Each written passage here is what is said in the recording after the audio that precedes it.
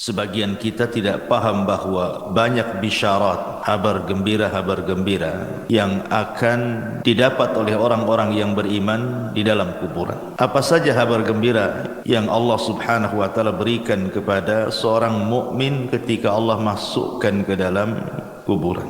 Ma'asyiral muslimin yang dimuliakan Allah Subhanahu wa taala. Pertama, kabar gembira saat kematian dulu. Disebutkan di dua surat dalam Al-Quran. Pertama surah An-Nahl ayat 31 dan 32. Kemudian Fussilat ayat 30. Dalam surah An-Nahl Allah Subhanahu wa taala mengatakan, "Kadzalika yazzillahul muttaqin alladzina tawaffahumul malaikatu thayyibina yaqulun salamun alaikum udkhulul jannata bima kuntum ta'malun." Demikianlah Allah memberi balasan kepada orang-orang yang bertakwa. Siapa orang yang bertakwa? Yaitu orang-orang yang ketika diwafatkan oleh para malaikat dalam keadaan baik, maka mereka para malaikat mengatakan kepada mereka, salamun alaikum, keselamatan bagi kalian, masuklah ke dalam sorga karena apa yang kalian kerjakan. Kemudian dalam surah Fussilat ayat 30-nya Allah mengatakan, innal ladzina qalu rabbuna Allah thumma istaqamu tatanazzalu alaihimul malaikatu alla takhafu wa la tahzanu wa abshiru bil jannati allati kuntum tu'adun. Sesungguhnya orang-orang yang mengatakan Tuhan kami Allah, kemudian mereka istiqomah padanya, maka malaikat akan turun kepada mereka dengan mengatakan, janganlah kalian takut, janganlah kalian sedih, dan bergembiralah kalian dengan surga yang telah Allah janjikan kepada kalian. Jadi kabar gembira pertama adalah saat detik wafatnya seorang mukmin, mereka akan bahagia. Kenapa mereka akan bahagia? Karena malaikat yang membisikkan di telinganya itu adalah bisikan-bisikan kebaikan. Sehingga kita lihat seorang mukmin itu kalau meninggal, macam-macam, terkadang Allah tampakkan kebahagiaan. Terkadang dia tersenyum, terkadang ditampakkan keringat di dahinya, terkadang bisa mengucapkan kalimat la ilaha illallah, terkadang dia membaca Al-Quran, terkadang meninggal saat solat, dan begitu seterusnya. Dan itu kegembiraan yang pertama yang diraih seorang mukmin saat wafatnya. Kemudian yang kedua, saat masuk ke liang lahat. Kita tahu bahwa dalam proses peristiwa-peristiwa kubur itu ada 4 peristiwa. Pertama disebut dengan dhagtatul qabri, himpitan kuburan.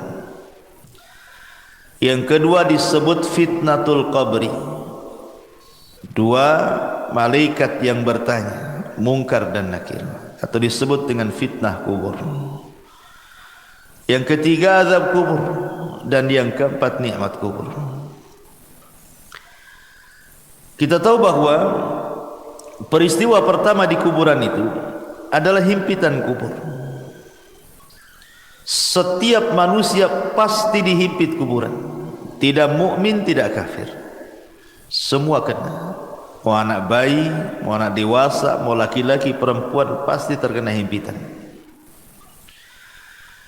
Dan himpitan kubur ini disebutkan dalam sebuah hadis. Nabi SAW mengatakan, inna lil qabri dhagtatun, sesungguhnya kuburan itu memiliki himpitan. Dan himpitan kubur ini meretakkan semua tulang belulang, bahkan meretakkan semua persendian, sehingga dia akan menjerit yang tidak ada yang tahu jeritannya kecuali selain manusia dan jin. Artinya binatang-binatang mendengar. Tetapi tentu Yang seperti ini berlaku kepada orang kafir.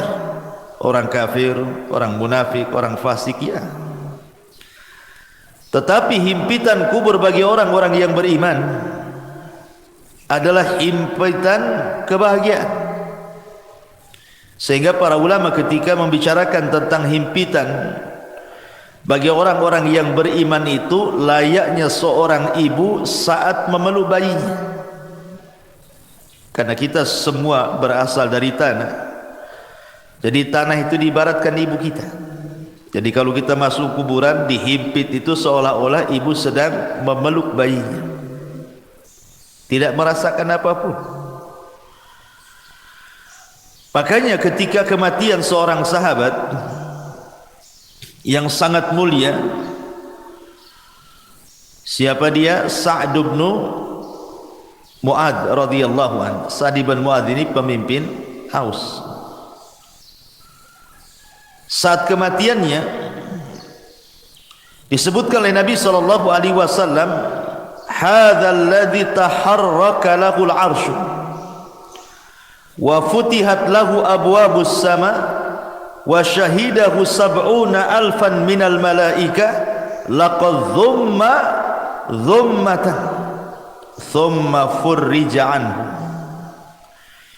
Inilah orang yang karenanya arsy Allah bergetar. Jadi saat kematian Sa'd bin Mu'adz ini, arsy Allah yang besar sekali itu bergetar. Dan arsy itu kan makhluk yang paling besar, bisa bergegar karena wafatnya Sa'd ibn Mu'adz. Karenanya pintu-pintu langit dibuka, dan karenanya pula 70.000 malaikat turun dari langit menyaksikan jenazahnya. Sungguh dia telah dihimpit dengan sekali himpitan, kemudian dilepaskan kembali. Kalau seandainya himpitan itu sebagaimana hadis yang ma'ruf bisa meretakkan tulang belulang, memutuskan urat-urat persendian, mustahil seorang sahabat semulia Sa'd bin Mu'adz merasakan itu. Berarti himpitan yang merasakan sakit itu hanya berlaku kepada orang-orang kafir saja, orang-orang munafik saja. Karena bayi yang tidak bersalah saja, disebutkan dalam hadis Nabi sallallahu alaihi wasallam, "Lau aflata ahadun min dhammatil qabri la aflata hadas sabi." Jika seorang selamat dari penyempitan kuburan, niscaya bayi ini akan selamat. Tapi bayi pun tidak selamat. Apa salahnya bayi? Kenapa dia dihimpit? Dosa pun tidak, kan itu ya. Berarti himpitan bagi orang-orang yang saleh, orang-orang yang beriman atau bayi adalah sebagaimana seorang ibu memeluk bayinya. Himpitan kasih sayang, itu maksudnya. Ini kabar gembira yang kedua. Kabar gembira yang ketiga, di mana Allah Subhanahu wa taala akan memberikan kemantapan jawaban pada setiap soalan-soalan mungkar dan nakir yang diberikan kepada setiap para penghuni kubur. Dan itu diarahkan atau disyaratkan dalam surah Ibrahim ayat 27. Allah mengatakan, yuthabbitullahu alladhina amanu bil qawli tsabit fil hayatid dunya wa fil akhirah wa yudhillullahu zalimin wa yaf'alullahu ma yasha. Allah akan meneguhkan iman orang-orang yang beriman dalam ucapan yang teguh dalam kehidupan dunia dan juga kehidupan akhirat. Kata Bara bin Azib, seorang sahabat, ketika memberikan catatan dengan kalimat, Allah akan teguhkan ucapan bagi seorang yang beriman di dunia dan akhirat. Kata beliau, ini ayat turun pada perkara fitnah kubur. Jadi orang-orang yang beriman apabila ditanya siapa Rabbmu, maka dia langsung menyaut Allah. Siapa nabimu? Langsung menyaut Muhammad. Apa agamamu? Langsung menyaut Islam. Siapa yang bisa menjawabkan ini? Memang kalau di dunia mudah saja menghafalkan, tetapi bukan berarti di akhirat semua bisa menjawab, tidak. Yang memantapkan jawaban itu Allah. Jadi Allah yang membuat kita mantap jawabannya, bukan pengetahuan kita, gitu maksudnya. Allah yang memantapkan, karena di sini kalimatnya yusabbitullahu, Allah menetapkan, memantapkan. Artinya Allah yang menjadikan kita ini mampu menjawab. Dan itu khusus bagi orang-orang yang beriman. Berarti ini kabar gembira yang ketiga, Allah memberikan kemantapan. Kemudian kabar gembira yang keempat, Allah lancarkan setiap jawaban. Setelah Allah mantapkan, kita mampu menjawab. Disebutkan dalam hadis Bara bin Azib radhiyallahu anhu yang panjang sekali. Salah satu penggalan hadisnya, Rasul mengatakan, fayatihi malakani fayujlisanihi fayakulani lahu man rabbuk, fayaqulu rabbi Allah, fayakulani lahu ma dinuk, fayaqulu dinil Islam, fayakulani lahu ma hadzal rajul alladhi bu'itsa fikum, fayaqulu huwa Rasulullah sallallahu alaihi wasallam. Kemudian dua malaikat datang kepadanya dan mendudukkannya. Lalu keduanya bertanya, siapa Rabb? Maka si mayat mengatakan, Rabbku Allah. Kedua malaikat bertanya lagi, apa agamamu? Dia menjawab, agamaku adalah Islam. Kemudian keduanya bertanya lagi, siapa laki-laki yang telah diutus kepadamu? Maka dia menjawab, beliau adalah utusan Allah Muhammad sallallahu alaihi wasallam. Mungkin sekali lagi bahwa hari ini antum ditanya, pasti semua bisa jawab. Tapi apakah di kuburan bisa lancar jawabannya? Kan tidak juga. Makanya ini kabar gembira. Selain Allah mantapkan jawabannya, kemudian ketika kita ditanya mengalir pula jawaban itu. Ini adalah kabar gembira yang keempat. Kabar gembira yang kelima, setelah Allah Subhanahu wa taala mantapkan jawaban kita dan kita pun mengalir dalam jawaban-jawaban pertanyaan malaikat itu, maka Allah Subhanahu wa taala berikan tazkiyah, rekomendasi. Apa itu? Allah tiba-tiba berfirman dari langit dan mengatakan, an sadaqa abdi, hambaku telah benar,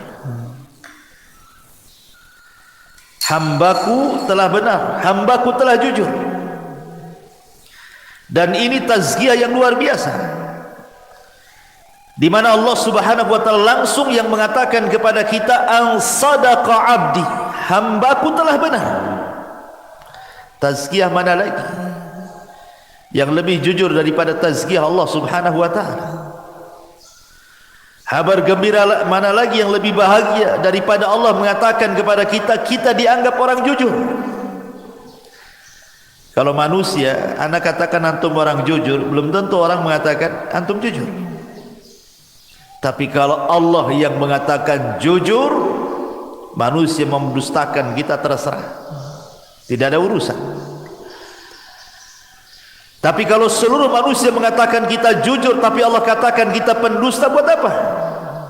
Kan itu ya. Tapi kalau Allah katakan kita jujur, satu manusia berdusta, terserah. Mendingan kita dianggap jujur di hadapan Allah daripada jujur di hadapan manusia tapi Allah dustakan kita.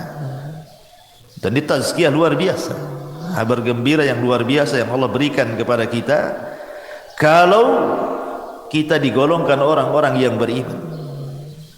Ini kabar gembira yang kelima. Yang keenam, setelah Allah Subhanahu wa taala berikan tazkiyah kepada kita, apalagi Allah Subhanahu wa taala akan luaskan kuburan kita. Ada dua riwayat. Pertama,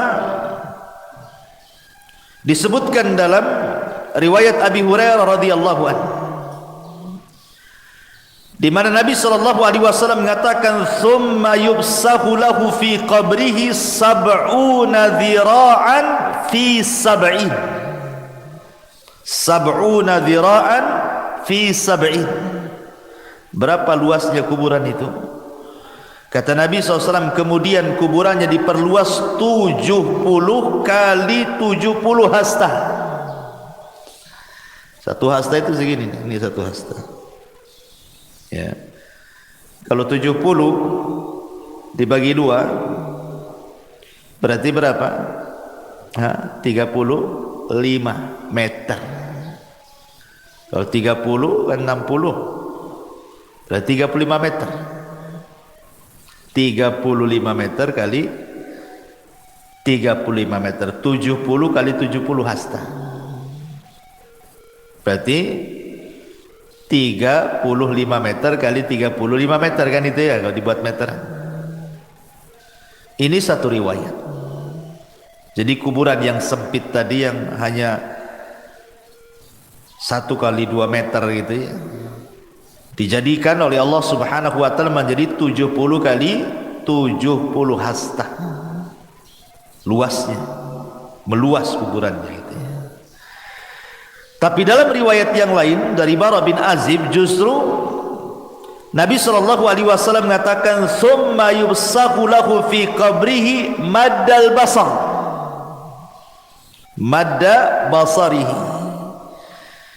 Kemudian kuburannya akan diluaskan sejauh mata memandang.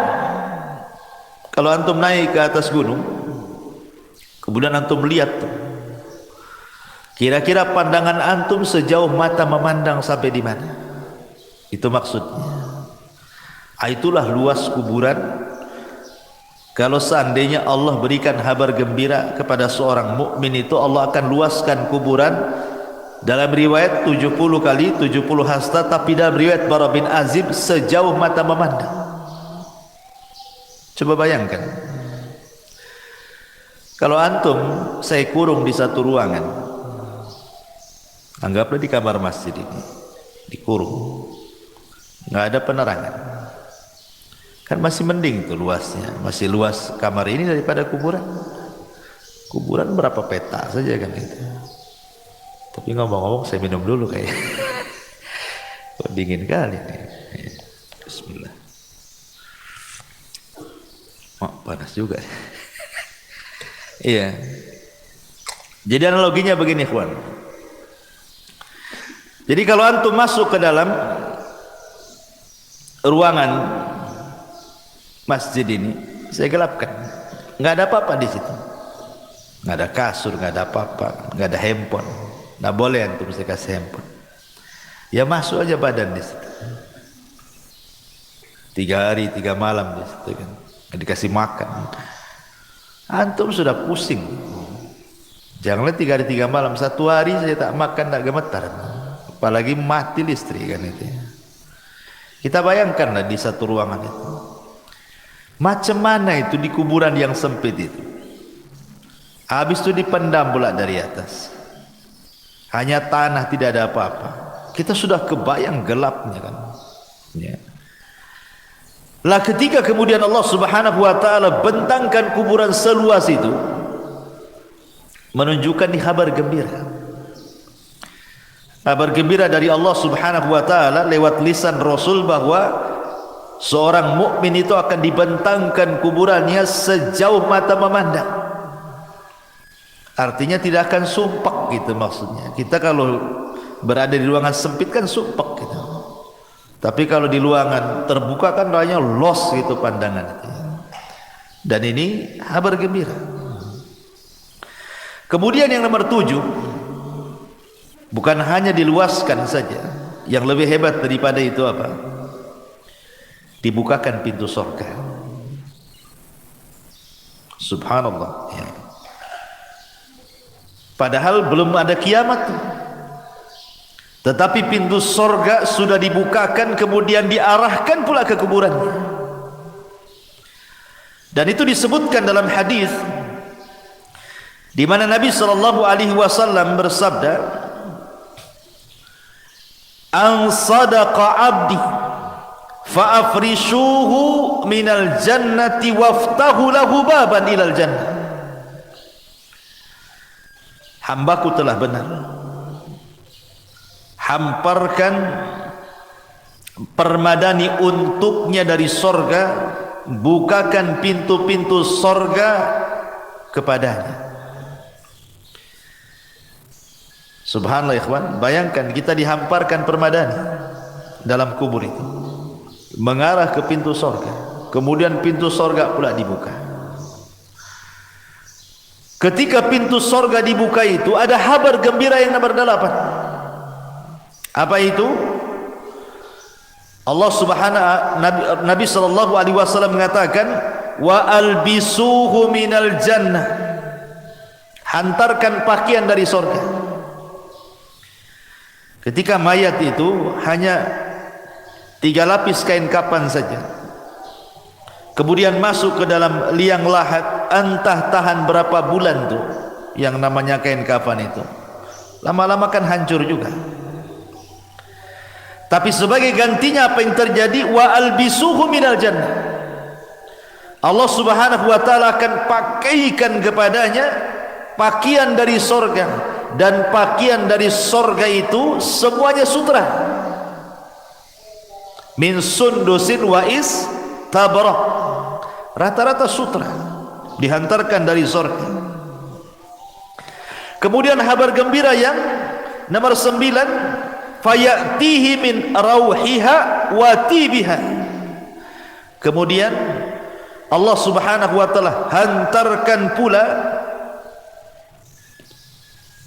raihiha wa tibiha.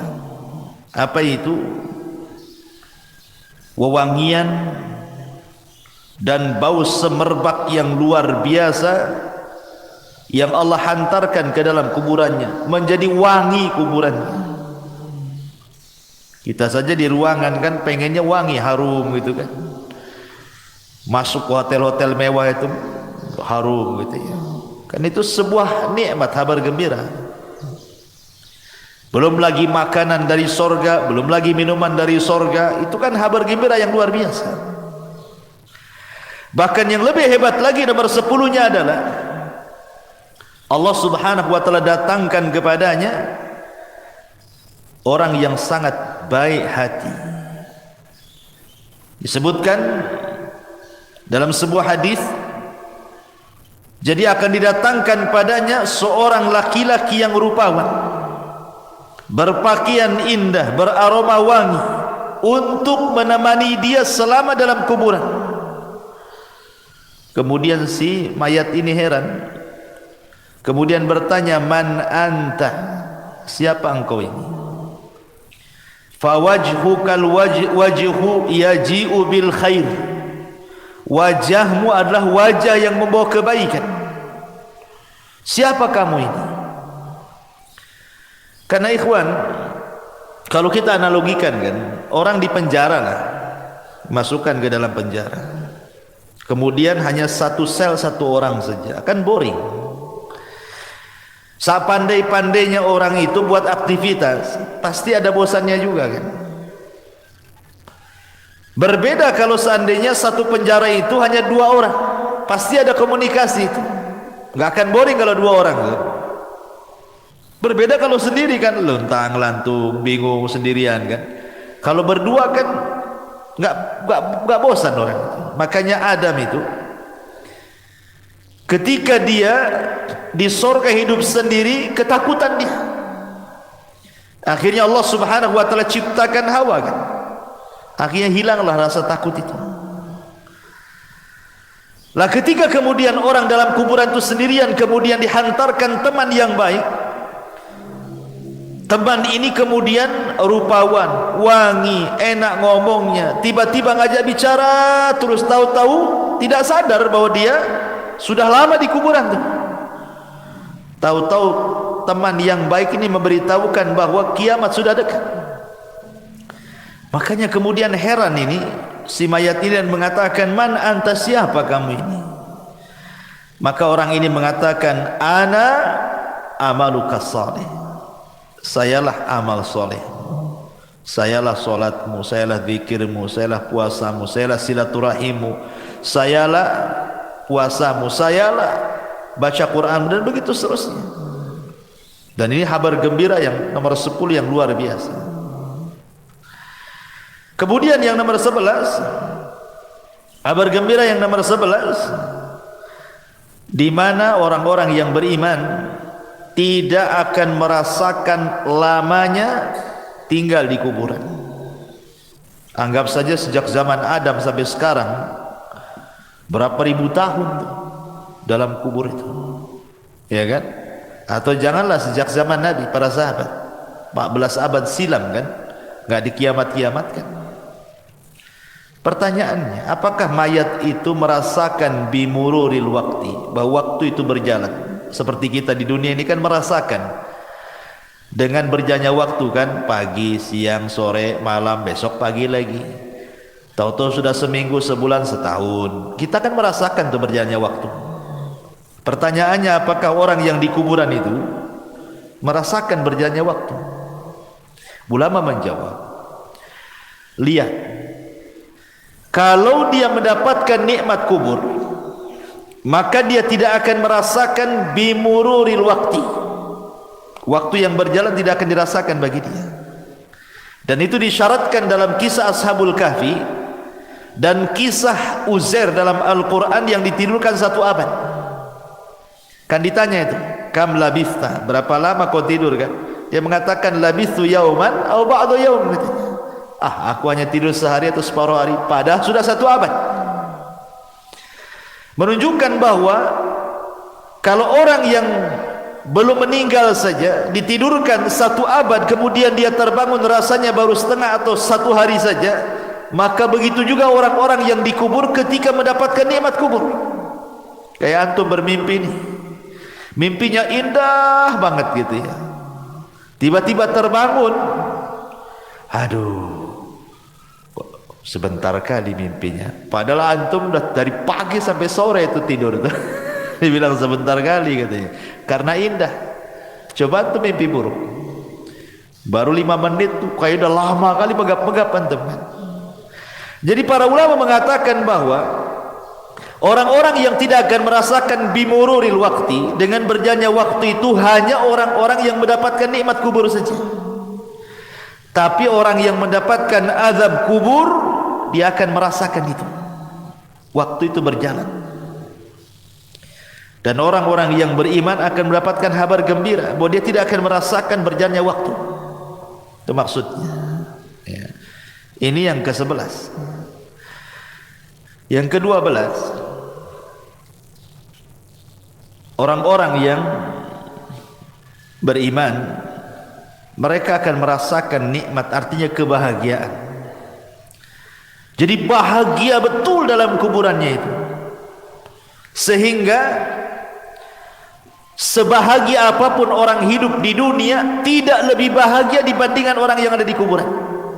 Itu yang disebut dengan nikmat kubur tadi. Makanya kenapa Utsman bin Affan kalau diingatkan dengan kuburan itu menangis, tapi kalau diingatkan dengan neraka dia biasa-biasa saja. Ketika ditanya, ya Utsman, aneh engkau ini, diceritakan neraka kau biasa saja raut mukamu, kau diceritakan tentang kuburan kau pula menangis, katanya.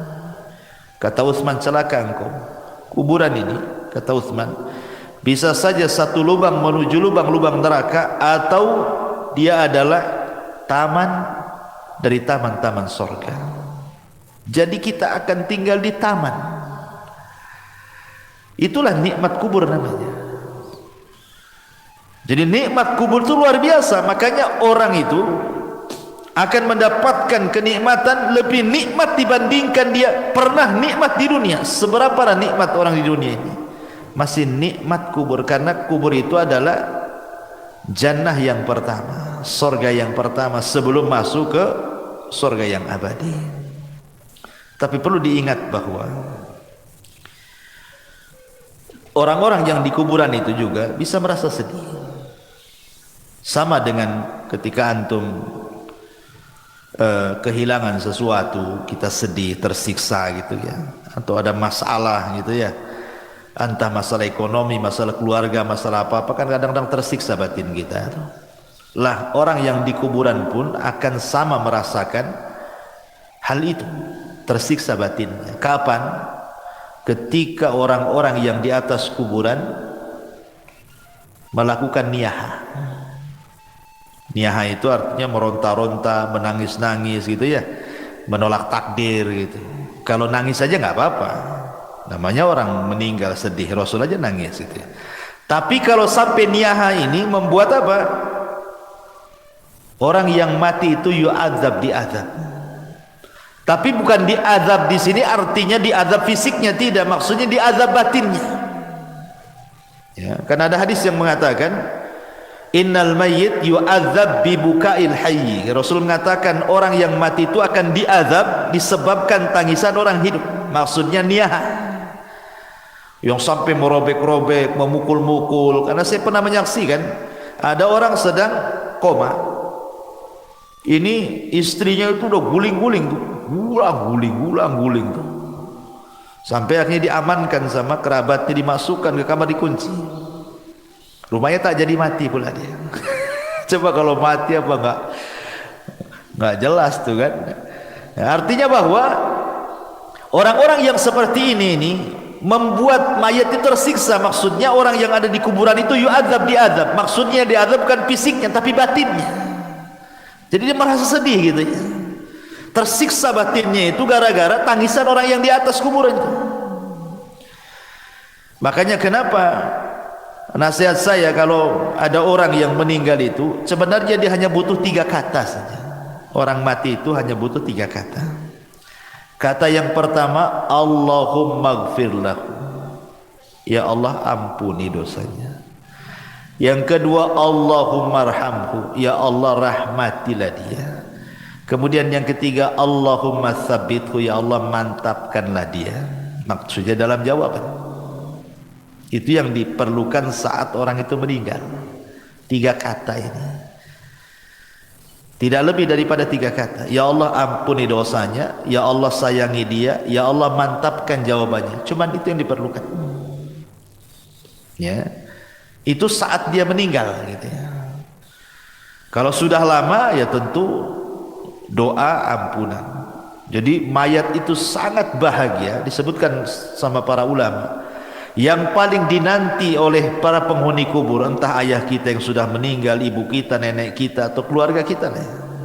Mereka sangat bahagia itu apabila mendapatkan doa dari orang yang hidup. Jadi kalau kita mendoakan ampunan, rahmat, kata ulama, itu yang dinanti.